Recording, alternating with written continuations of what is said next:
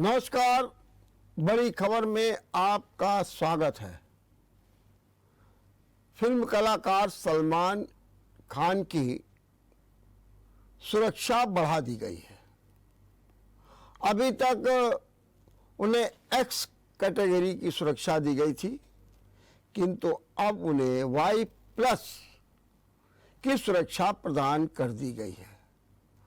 Mumbai police ने ऐसा निर्णय इसलिए लिया कि सलमान खान को लगातार गैंगस्टर लॉरेंस बिश्नोई गैंग से धमकियां मिल रही थी, इसलिए उनकी सुरक्षा अब मुंबई पुलिस 24 घंटे करेगी, क्योंकि जो इनपुट्स आ रहे हैं वो निश्चित रूप से एक चेतावनी भरे हुए हैं।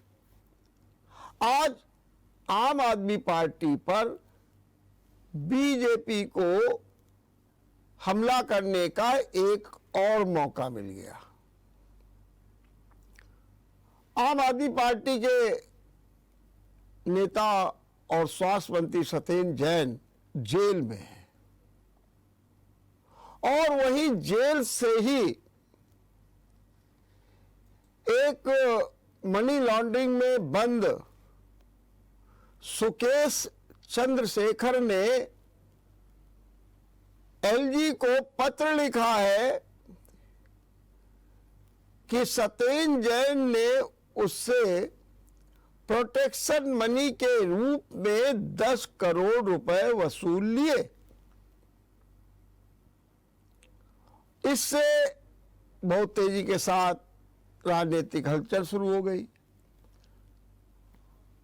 चूंकि ठगी का आरोप है सुकेश पर, तो भारतीय जनता पार्टी के प्रवक्ता संबित पात्रा ने कहा कि एक महाठग को भी आम आदमी पार्टी ने ठग लिया।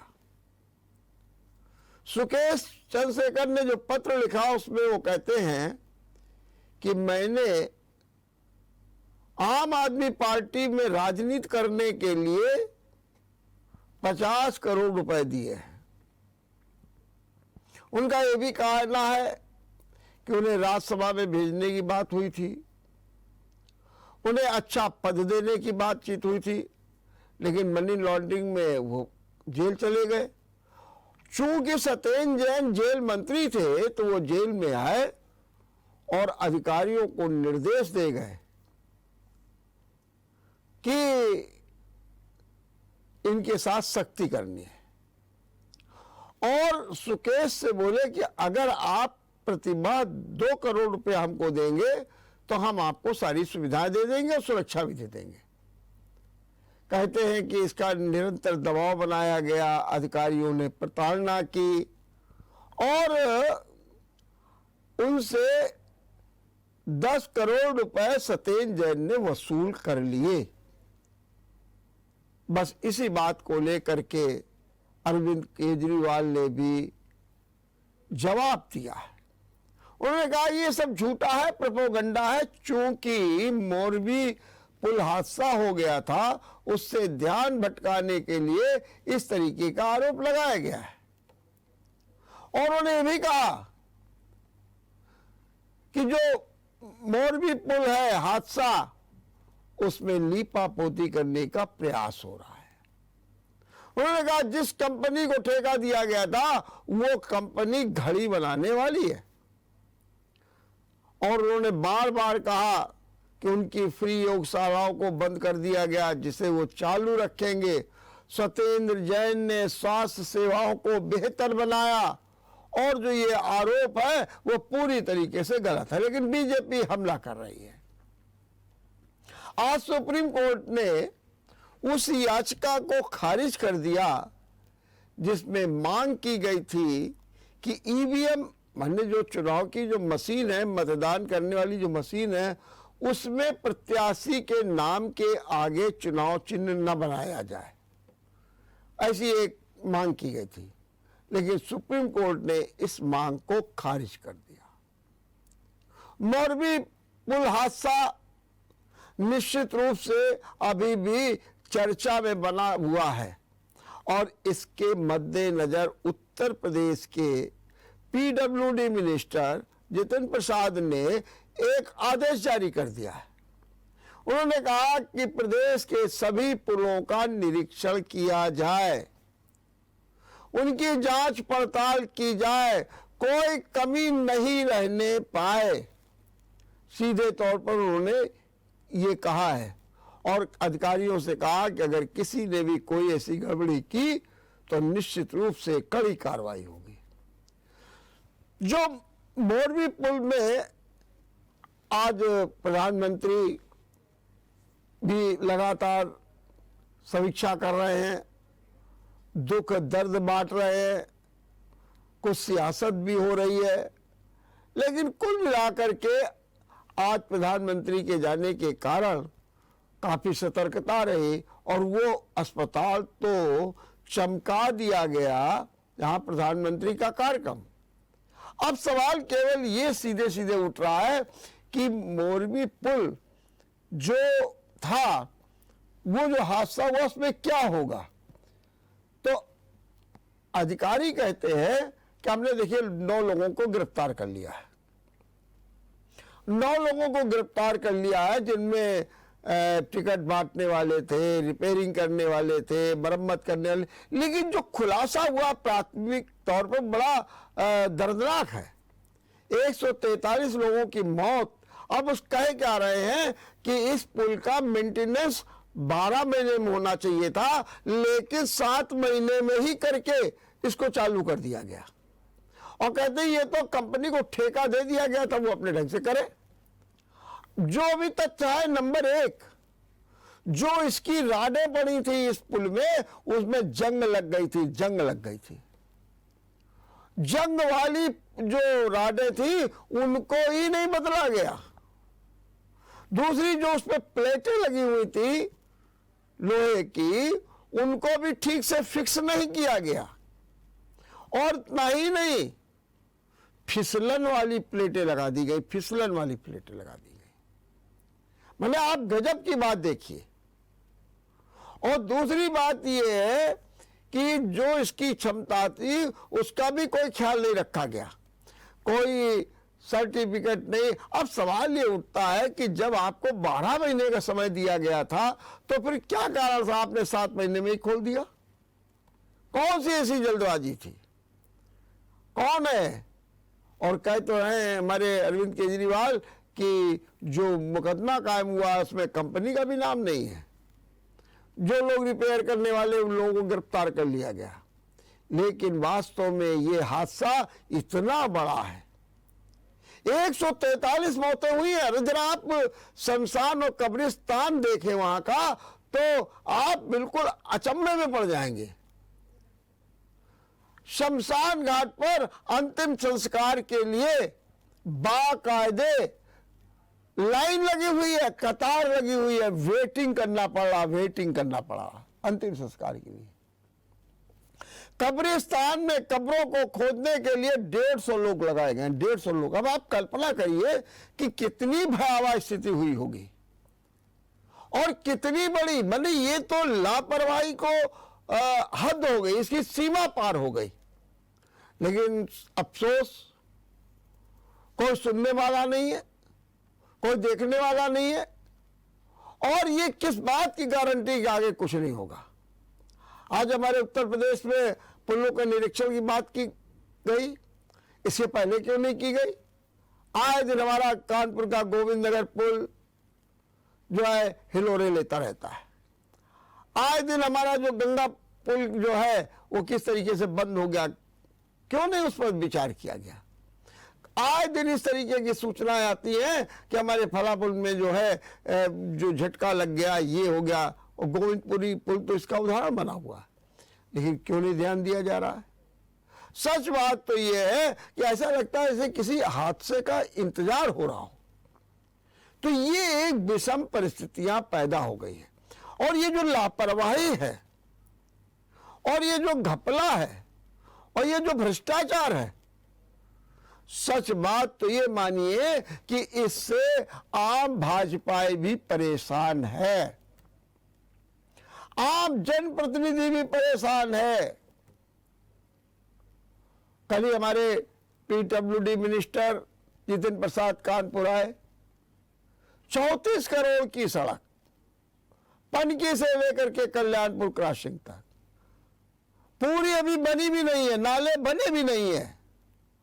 और जब मंत्री ने खरोचा उसकी मिट्टी को देखा तो उसमें मिट्टी ही मिट्टी दिखाई दी। बात कहां से बनी और बात कहां से बिगड़ी, जरा आप सुन लीजिए। पीडब्ल्यूडी मिनिस्टर आए गड्ढा मुक्त अभियान की समीक्षा करने के लिए। डीएम को आदेश दिया कि हर हाल में 15 नवंबर तक गड्ढे भर जाने चाहिए। उसी बीच में जो विकास कार्य के लिए तत्पर रहने वाले विधायक सुरेंद्र मैथानी ने पनकी रोड की बात कह दी और उन्होंने कहा कि 20 साल की अवधि है, लेकिन मंत्री जी साल सवा साल भी नहीं हुए सड़क उखड़ने लगी है। मंत्री जी अवाक।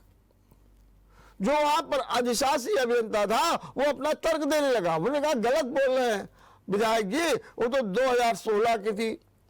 विधायक जी ने कहा कि नहीं, 2016 में तो टेंडर पड़ा था, सड़क तो अभी बनी है, कागज निकलवाया गया, देखा गया, सही निकला। विधायक में और अधिशासी अभियंता में थोड़ी नोकझोंक हो गई। मंत्री ने कहा मैं चलता हूं और मंत्री पनकी पर आए, भाटिया तिराहे से लेकर के पनकी मंदिर वाली सड़क पर, और वहां देखा तो वास्तव में मिट्टी मिली। अब जब वहां पर मिट्टी मिली हुई तो उनको गुस्सा आ गया और इतने आसमान पर गुस्सा आ गया कि उन्होंने कहा कि ये जो अधिकारी है अधिशासी अभियंता, इसको तत्काल प्रभाव से रिटायरमेंट कर दीजिए, इसका तुरंत रिटायरमेंट कर दीजिए, क्योंकि उसके बारे में पहले भी कुछ शिकायतें थी। बताते हैं कि जो वहां के जनप्रतिनिधि हैं, जो काम कराते हैं, विधायक सांसद, वो इन अधिकारियों से बहुत परेशान है। अब आप देखिए, थोड़ा सा पीडब्ल्यूडी मिनिस्टर ने अपने तेवर क्या दिखाए कि पीडब्ल्यूडी विभाग में पत्रकारों के प्रवेश पर रोक लगा दी गई। लीजिए, कहां की बात और कहां चली गई। अरे आप अपना, आज हमने जानने की कोशिश की कि आखिर ये जो अधिकारी को जबरन रिटायरमेंट किया जा रहा है, जांच हो रही है, तो क्या हो रहा है, क्या रिएक्शन। लोगों का कोई रिएक्शन नहीं है। ये सब अधिकारी ऐसे ही हैं, सब जानते हैं एक दूसरे के बारे में। और मुझे तो बड़ी चौंकाने वाली बात लगी कि सुरेंद्र मैथानी कई बार अधिकारियों के खिलाफ शिकायत कर चुके हैं। पीडब्ल्यूडी मिनिस्ट्री में ही एक अधिकारी के खिलाफ सुरेंद्र मैथानी ने शिकायत की, मुझे बताया गया आज। और सुरेंद्र मैथानी ने शिकायत की तो, और ये कि मैं इस अभियंता को लगातार बुला रहा हूं, ये आते भी नहीं है, काम नहीं करते हैं, गड़बड़ करते हैं। कहते हैं शिकायत चल रही थी और रिटायरमेंट के 4 दिन पहले एक जनप्रतिनिधि की पैरवी से उस शिकायत को वापस करा लिया गया। अब बताइए, अधिकारियों के अगर एक और परेशान है तो परेशान जो विधायक हैं तो दूसरे विधायक जो है और परेशानी पैदा कर रहे हैं। यहीं तक नहीं, मुझे तो ये तक बताया गया कि जो मंत्री और जो अभियंता और जो विधायक को लेकर के कल ये विवाद हुआ, उसमें जिस अभियंता के रिटायरमेंट की, जबरन रिटायरमेंट की बात आई है, उनके बारे में ये भी कहा जा रहा है कि ये अधिशासी अभियंता बहुत ही मस्त टाइप के हैं, इनको बांसुरी बजाना बहुत अच्छा आता है, बांसुरी बजाना।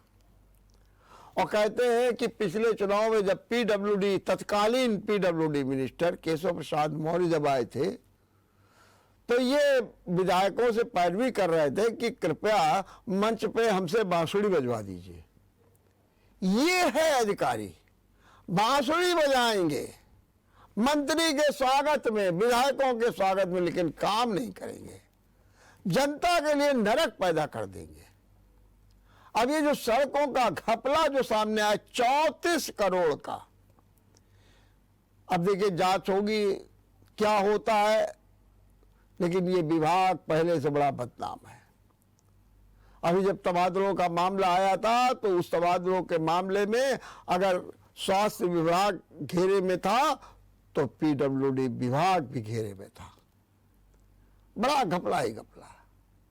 हमारे योगी सरकार कहती है हम जीरो टॉलरेंस, भ्रष्टाचार बर्दाश्त नहीं, लेकिन आज कोई ऐसा महकमा नहीं है, शिक्षा हो, स्वास्थ्य हो, पीडब्ल्यूडी हो, जल हो, नगर निगम हो, सब में भ्रष्टाचार।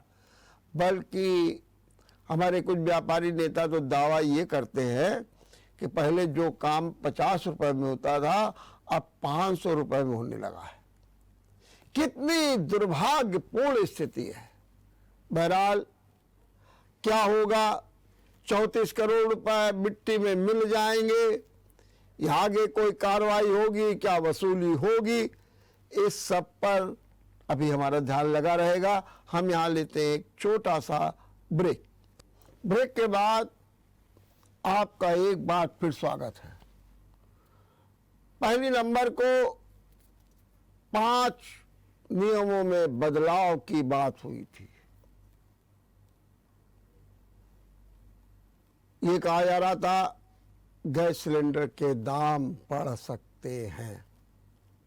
ये कहा जा रहा था कि ओटीपी से अब गैस सिलेंडर मिलेगी। ये कहा जा रहा था इंश्योरेंस क्लेम में अब केवाईसी लगेगी। और ये कहा जा रहा था कि दिल्ली में बिजली का सब्सिडी पाने के लिए रजिस्ट्रेशन कराना होगा। और ये भी कहा जा रहा था कि अब जीएसटी में 6 अंकों का कोड होगा। रिएक्शन शुरू हो गए।